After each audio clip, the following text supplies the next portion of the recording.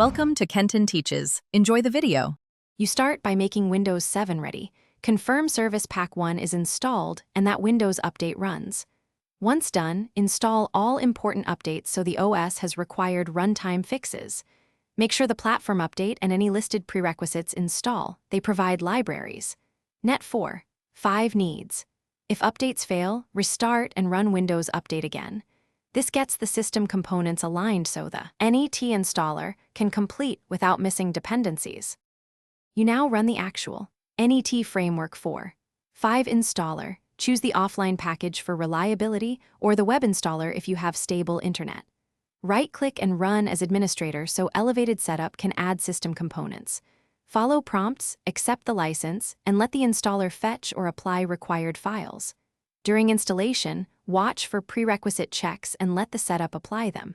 Once the installer finishes, restart the PC if prompted so system files and registry changes finalize correctly. Finish by verifying. Net 4.5 appears in Programs and Features and test an app that targets it. If installation fails, first confirm Windows 7 SB1 was present and rerun Windows Update to apply missing patches. Many failures trace to absent prerequisites. If problems persist, run System File Checker and DISM to repair system corruption, then retry the installer. One key troubleshooting tip. Stop antivirus temporarily and run the installer as administrator. Security shields can block file deployment during setup.